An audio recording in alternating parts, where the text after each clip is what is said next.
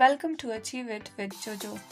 इस वीडियो में हम सॉल्व करने वाले हैं एनसीईआरटी क्लास 12 मैथमेटिक्स की एक्सरसाइज 1.1 के questions from 3rd to 7th। जिसने मेरी पहली वीडियो नहीं देखी इसका पार्ट 1 वो प्लीज़ जाके देख ले, क्योंकि उसमें मैंने कॉन्सेप्ट्स बताए हैं और क्वेश्चन नंबर 1 और 2 भी बताए हैं। अगर आपके कॉन्सेप्ट्स ठीक है तो फिर आगे चलते हैं। ओके, तो little bit revision reflexive, symmetric और ट्रांजिटिव का, क्योंकि आगे वाले क्वेश्चंस में भी हमको यही पूछा जाएगा कि बताइए, एक रिलेशन दिया होगा, सेट दिया होगा, उसमें से कुछ रिलेशन बनाना होगा और हमें बताना होगा कि वो रिलेशन किस नेचर का है, रिफ्लेक्सिव है, सिमेट्रिक है या ट्रांजिटिव है। रिफ्लेक्सिव कब हो अगर हमारे पास आर कोई रिलेशन है तो रिलेशन रिफ्लेक्सिव तब कहा जाएगा जब कोई ए इस तरह का आपको कुछ दिखेगा जो कि रिलेशन आर से बिलोंग कर रहा होगा। Okay, a b relation R से बिलोंग कर रहा है और ये इम्प्लाई कर रहा होगा कि बी ए भी आर से बिलोंग करे। सिमिलरली ट्रांजिटिव में ए बी आर से बिलोंग कर रहा होगा, बी सी आर से बिलोंग कर रहा होगा, ए सी, और ये इम्प्लाई करना चाहिए कि ए सी भी आर से बिलोंग करे। तो ये था छोटा सा रिवीजन, रिलेशन कैसे बनाते हैं ये मैंने आपको पिछली वीडियो में बता दिया, तो प्लीज़ आई हाईली रेकमेंड कि आप उसको देखें। ओके, सो क्वेश्चन नंबर 3 में हमसे पूछा है check whether the relation R defined in the set. Set हमारे पास दिया हुआ है पर इसका नाम नहीं है, तो सबसे पहले तो यही कर लेते हैं कि इसको सेट को नाम दे देते हैं। ओके, मैंने यहाँ पे ए दे दिया है एज। अच्छा, अब इस सेट के जो एलिमेंट्स है वो इस रिलेशन से हमने कंबाइन करे। ठीक है, इन सेट्स के एलिमेंट्स के बीच का रिलेशन क्या है ये दिया हुआ है। ठीक है, तो इन सेट्स के एलिमेंट्स के बीच का रिलेशन बिल्डअप कर लेते हैं। क्या दिया है, ए बी इज सच दैट, ऐसे पढ़ेंगे, ए का बी के साथ relation is such that b is equals to a plus 1। B क्या है, ए प्लस 1, मतलब यहाँ पे जो लिखेंगे वो ए प्लस 1 होगा। ठीक है, देखते हैं कैसे। ओके, यहाँ पर ए ले लेते हैं सबसे पहले 1।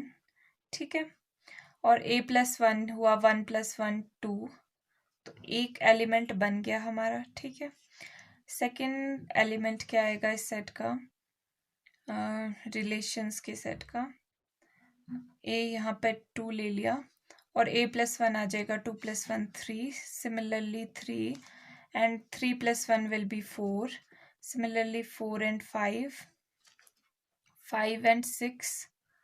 अब 6 एंड 7 नहीं ले सकते क्योंकि 7 तो इस सेट में है ही नहीं। ठीक है, तो ये बन गया हमारा सेट। अच्छा ठीक है, अब बताना है कि ये रिफ्लेक्सिव, सिमेट्रिक और ट्रांजिटिव है या नहीं। तो रिफ्लेक्सिव के लिए हमने कंडीशन रिवाइज कर ली थी कि हमारे पास कुछ इस तरह का एलिमेंट प्रेजेंट है या नहीं। 1 1 प्रेजेंट है, नहीं है। 2 2 प्रेजेंट है ना, 3 3 नो, 4 4 कुछ नहीं है हमारे पास, तो मतलब ये रिफ्लेक्सिव तो नहीं है हमारे पास। तो सबसे पहले हम लिख देंगे R is not reflexive as this condition is not satisfying. ये कंडीशन हमने लिख देनी है। ओके, सो यहाँ पे मैंने लिख दिया R is not reflexive as A does not belong to R. R क्या है हमारे पास, ये। ठीक है, A does not belong to R. Where for all, अब हमने यहाँ पे बता दिया कि for all A belonging to A. A क्या है, फॉर ऑल मतलब कि सभी के सभी।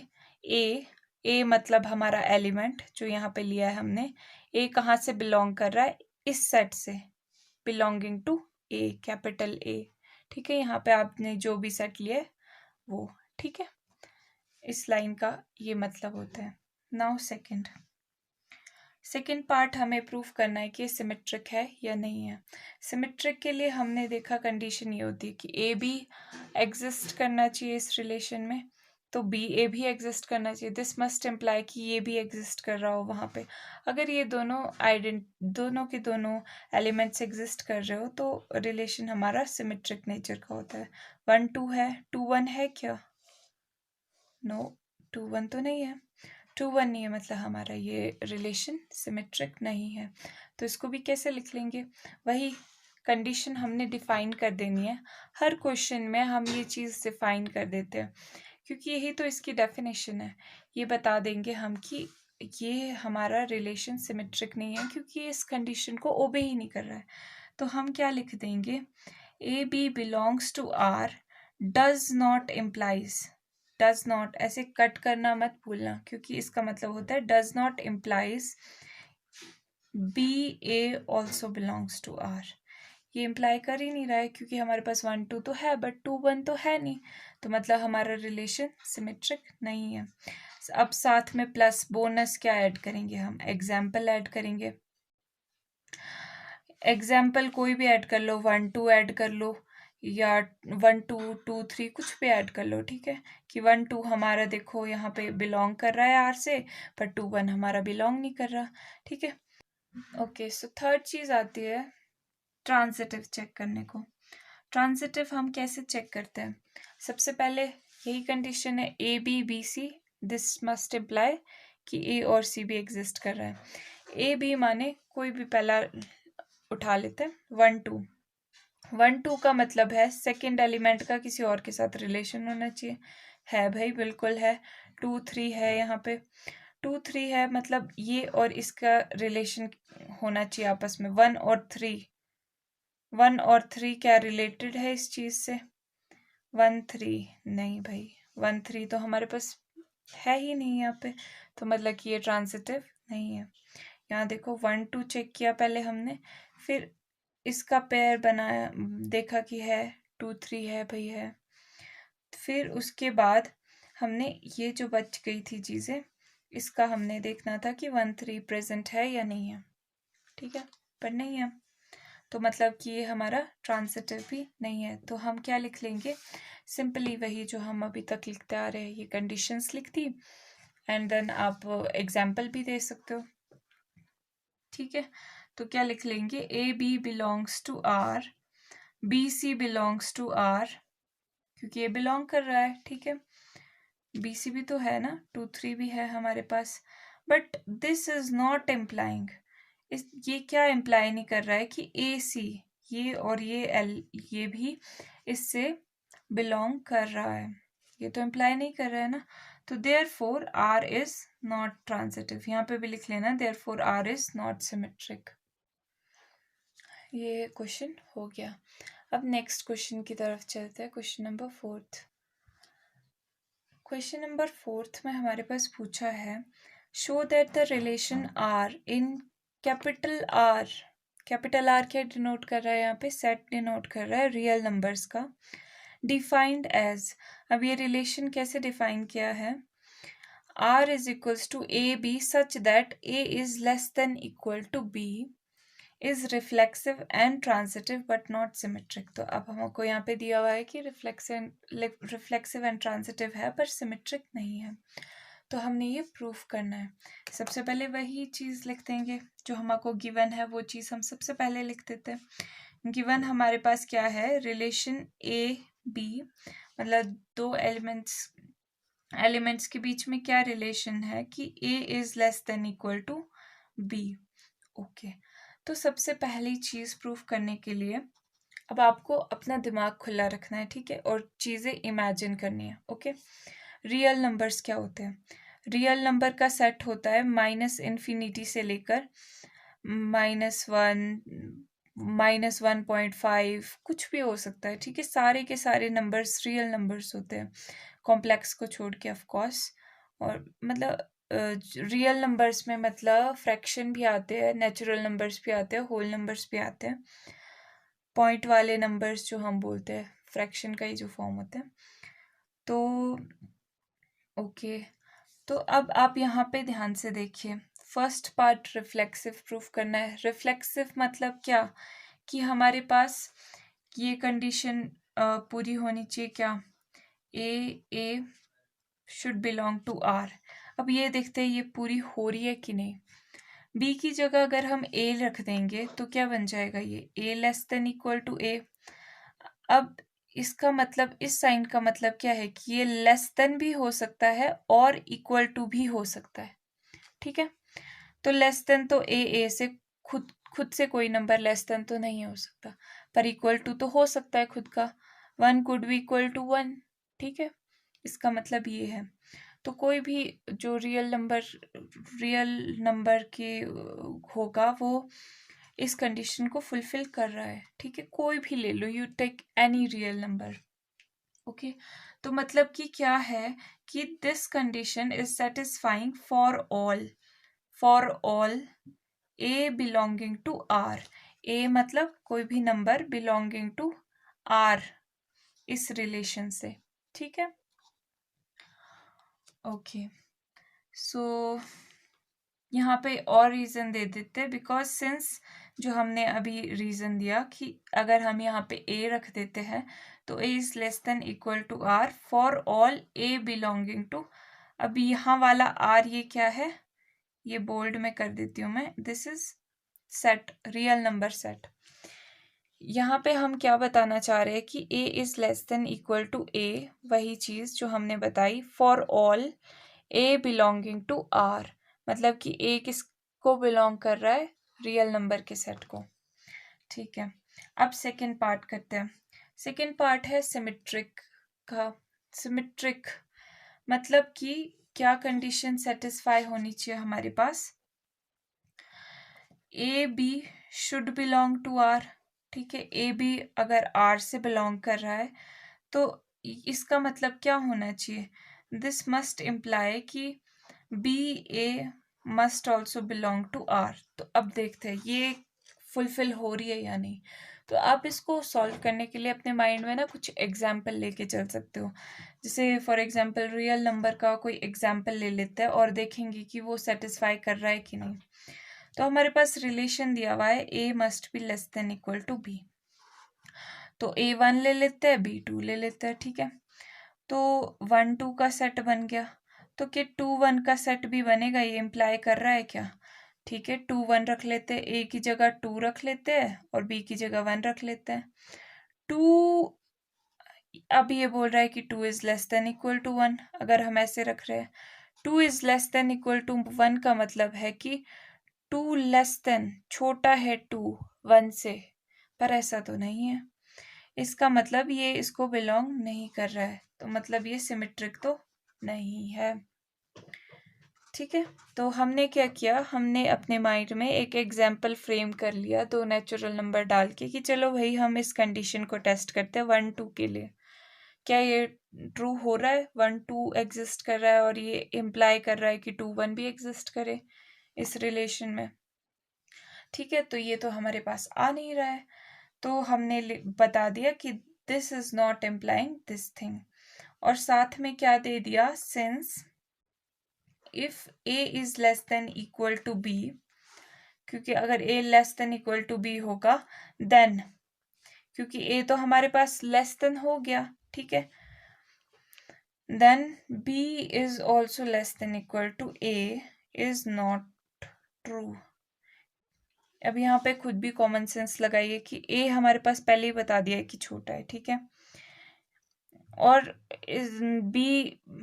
b बड़ा है, मतलब तो ये भी कैसे ट्रू हो सकता है कि b सेम टाइम पे छोटा हो जाए, ठीक है।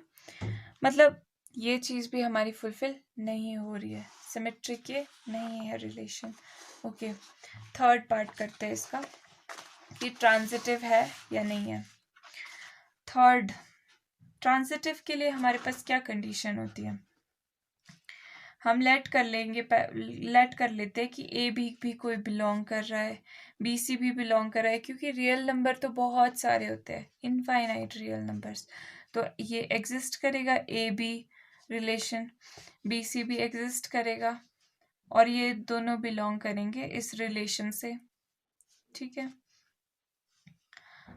तो अब एक एग्जाम्पल इसके केस में भी कंसीडर कर लेते हैं। हमारे पास रिलेशन क्या है कि a is less than equal to b, ये रिलेशन है ना, तो 1 2 का एग्जाम्पल ले लेते हैं, 2 3 का एग्जाम्पल ले लेते हैं, फिर देखते हैं 1 3 के लिए ये कर रहा है कि नहीं कर रहा है, ठीक है। तो 1 is less than equal to 2, ठीक है, ट्रू है। 2 is less than equal to 3, true है। 1 is less than equal to 3, true है। ठीक है, 2-3 नंबर्स के साथ और ट्राई कर सकते हैं आप। फ्रैक्शन के साथ, फ्रैक्शन पे भी इसका असर नहीं पड़ेगा क्योंकि यहाँ पे ना स्क्वायर है ना क्यूब है कि इसका कुछ और बन जाए, तो ऐसा भी नहीं होगा। तो मतलब कि ये यहाँ पे हमारे पास ट्रांजिटिव है। ठीक है, अभी ये आपके माइंड में क्लियर हो गया कि ये ट्रांजिटिव है। तो अब ये प्रूफ कैसे होगा, यही चीज़ हम लिख देंगे। यही चीज़ हमने यहाँ पे लिखनी है, बस नंबर्स की जगह ए और बी लिखना है। ठीक है, तो यहाँ पे लिख लेंगे, पहले ये चीज़ लिख लेंगे कि a is less than equal to b. Therefore हमारे पास क्या है, a is less than equal to b. हमने ए बी बोल दिया ना कि ए बी और बी सी दोनों रिलेशन से बिलोंग कर रहे हैं, तो मतलब कि ये चीज़ ट्रू है क्योंकि रिलेशन तो हमारा इससे डिफाइंड है। और क्या चीज़ ट्रू है, b is less than equal to c, ये चीज़। ठीक है, therefore a must also be less than equal to c. This implies, इसका मतलब क्या है कि a c belongs to r। अब हमने रिवर्स प्रूफ कर रहे हैं। देखो यहाँ पे ये हमने एग्जाम्पल जो लिए थे वही हम यहाँ पे लिख रहे हैं, बस नंबर्स a b c से रिप्लेस हो रहे हैं। ठीक है, बहुतों को ये प्रॉब्लम आती है कि हम लिखे कैसे, तो एक एग्जाम्पल सिंपल सा फॉर्मुलेट कर लो और उसकी जगह नंबर्स की जगह ए बी सी डाल दो। ठीक, ओके, सो यहाँ तक पहुँच गए हम। देयरफॉर अब तो फाइनल स्टेटमेंट लिख देनी है जो ट्रांजिटिव के लिए हम लिखे जा रहे हैं। क्या कि a b comma b c is belonging to R and this implies कि ए सी भी बिलोंग कर रहा है किससे, हमारे रिलेशन आर से। तो देयरफॉर आर क्या हो गया, आर इज ट्रांजिटिव। ये वीडियो थोड़ा डिटेल में बता रही हूँ मैं ताकि आप लोगों को प्रॉब्लम ना आए। 5th क्वेश्चन में हमें पूछा है check whether relation R in R, again यहाँ पे रियल नंबर का सेट दिया है, defined by R equal to. अब यहाँ पर देखो, यहाँ पर वही चीज़ जो हमने पीछे डिस्कस की थी कि क्यूब या स्क्वायर तो है नहीं, तो हम वो चेक नहीं करेंगे। अब यहाँ पे ये केस भी इन्होंने दे दिया कि a is less than equal to B cube is reflexive, symmetric और ट्रांजिटिव। ठीक है, अब सबसे पहले चेक करेंगे रिफ्लेक्सिव के लिए। अब फटाफट से स्पीड पकड़ते हैं क्योंकि अभी तक यहाँ तक आपका पेस बन चुका होगा।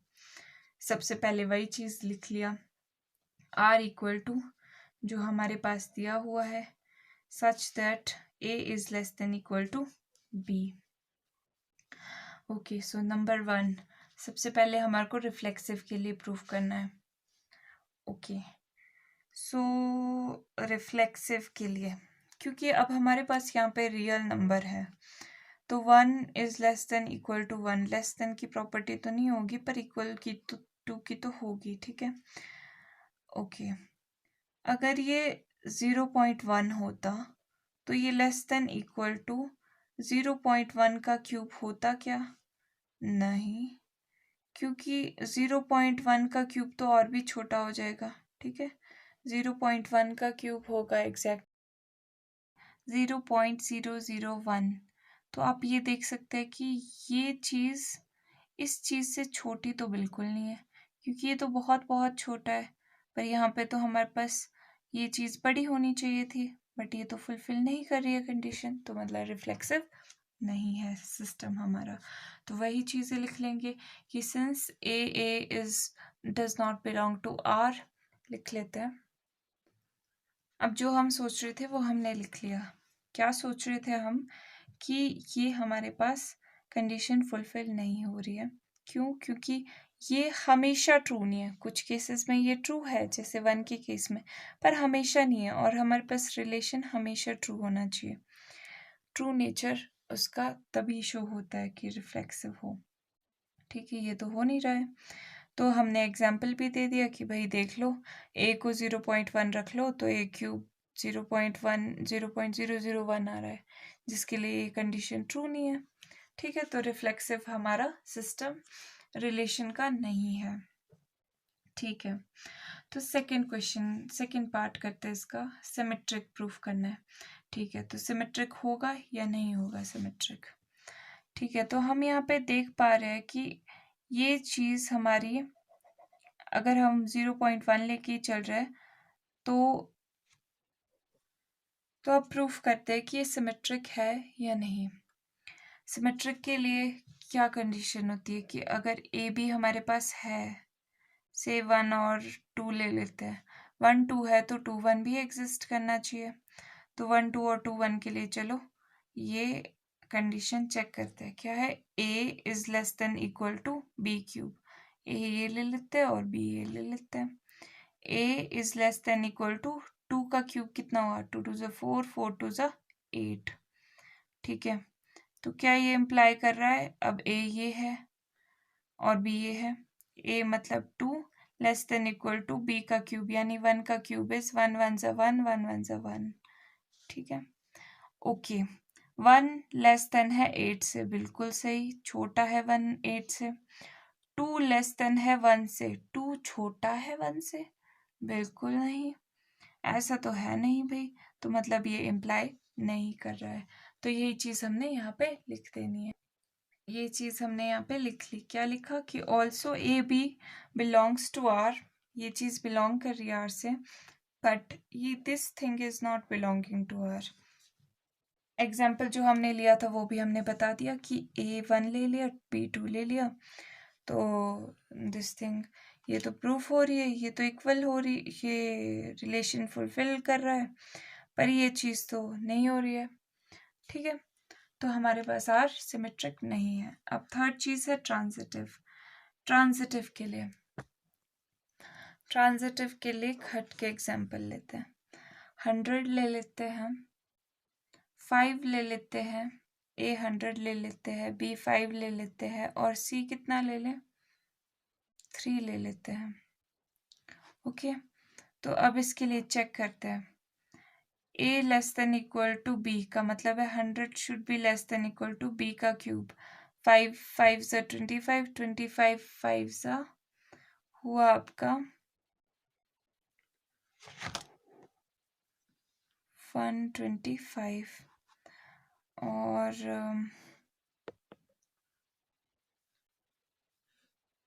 5 is less than equal to BC, AB और BC होता है ना, AB यहाँ पे हो गया 105 और BC हो गया 5 and 3, तो 5 must be less than equal to 3 का क्यूब, 3 3 ज़ा 9, 9 3 ज़ा 27, और दिस मस्ट इम्प्लाई, ये क्या इम्प्लाई करना चाहिए कि 100 और 3 का रिलेशन भी होना चाहिए, मतलब 100 should be less than equal to 3 का क्यूब 27।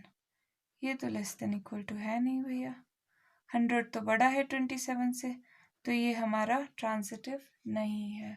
अब स्टेटमेंट वैसे ही लिखते हैं, ये हमने लिख दिया है, सेम वही प्रोसीजर जो इसकी डिफाइनिंग डेफिनेशन थी, देन एक एग्जाम्पल, देन जो हमारा रिजल्ट आया। आगे के क्वेश्चन करने से पहले समझ लीजिए कि इक्विवेलेंस रिलेशन क्या होता है।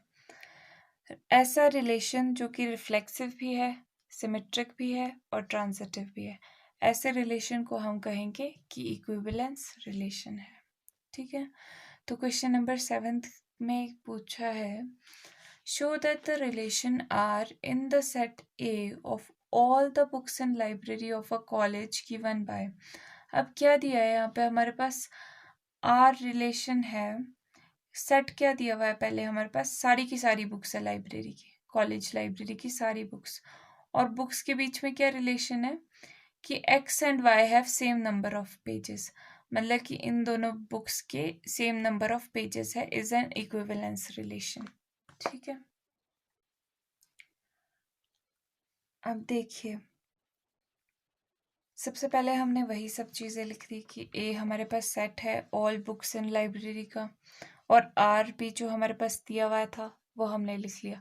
अब आगे हमने देखना है कि रिफ्लेक्सिव सिमेट्रिक ट्रांजिटिव है या नहीं। रिफ्लेक्सिव के लिए हमें वही ये कंडीशन फुलफिल करनी होती है, ए लिखो चाहे एक्स लिखो, this should belong to R. X x हमने इसलिए लिख लिया क्योंकि यहाँ पे एक्स वाई की टर्म में दिया हुआ है, ठीक है, तो एक्स एक्स लिख लिया।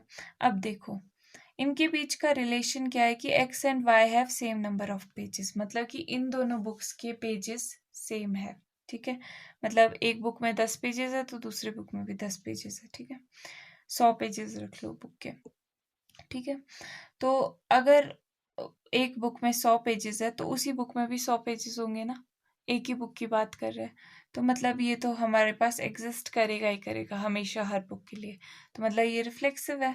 यही हमने लिख दिया यहाँ पे, since x x belong to R as x and x have the same number, यहाँ पे हैव है, the same number of pages for all x belonging to this set, मतलब कि x belonging to set of all books in library of college, ठीक है। अब next चीज symmetric देखते हैं। अब दो बुक्स चाहिए सिमेट्रिक के लिए हमारे को। एक बुक जो है उसके पेजेस सेम है दूसरे बुक के जितने, तो इसका मतलब ये हुआ कि दूसरी बुक के पेजेस भी पहली बुक के पेजेस के जितने सेम है, ठीक है। अगर पहली बुक के 100 पेजेस है दूसरी बुक के भी 100 पेजेस होंगे, ये रिलेशन फुलफिल कर रही है ना दो बुक्स, ठीक है। तो इसका मतलब ये इम्प्लाई कर रहा है कि इसके 100 पेजेस है तो इसके भी 100 पेजेस है, ठीक है। तो ये हर केस के लिए, हर उस बुक के लिए जो ये रिलेशन फॉलो कर रही है कि इनका सेम नंबर ऑफ पेजेस है, उसके लिए ये रिलेशन सिमेट्रिक भी होगा। यही लिख दिया हमने यहाँ पे कि x and y have same number of pages, this implies कि y और x के भी सेम नंबर ऑफ पेजेस होंगे, तो yx also belongs to r, तो therefore r is symmetric. Starting किससे हुई, xy से, और yx भी हमने प्रूव कर दिया यहाँ पे। वही जो हमारे माइंड में आ रहे हैं लॉजिक्स, वही हमने स्टेटमेंट की फॉर्म में लिख देना है यहाँ पे, ठीक है। अब थर्ड की बात करते हैं, ट्रांजिटिव के बारे में। अब ट्रांजिटिव के लिए देखिए, x and y have same number of pages and y, अब यहाँ पे देखिए 3 बुक्स चाहिए होगी इसके लिए, ठीक है। पहली बुक के पेजेस का नंबर दूसरी बुक के पेजेस के नंबर के साथ सेम है। ट्रांजिटिव में अब दूसरे का रिलेशन तीसरे के साथ भी होगा, तो दूसरी बुक और तीसरी बुक के पेजेस सेम है, तो इसका मतलब तो यही हुआ कि इन तीनों के पेजेस सेम है, तो मैं कह सकती हूँ कि पहली और तीसरी बुक के पेजेस के नंबर भी सेम होंगे। इसके 100 पेजेस है, इसके भी 100 पेजेस है, जो रिलेशन हमारा बता रहा है। अब सेकंड बुक का थर्ड बुक के साथ इसके और इसके पेजेस सेम है, तो इन तीनों के पेजेस 100 हुए, तो मतलब इसके और इस बुक के पेजेस भी 100 हुए, तो मतलब कि ये ट्रांजिटिव है हमारे पास रिलेशन। यही स्टेटमेंट मैंने यहाँ पे लिख दी है। तो रिफ्लेक्सिव है, सिमेट्रिक है, ट्रांजिटिव है, तो इसका मतलब क्या आया हमारे पास, therefore given relation is equivalence relation. क्यों, क्योंकि मैंने बताया था कि इक्विवेलेंस रिलेशन कौन से होते हैं, जो रिफ्लेक्सिव, सिमेट्रिक, ट्रांजिटिव तीनों हो। Thanks for watching. Do like, share, subscribe and comment.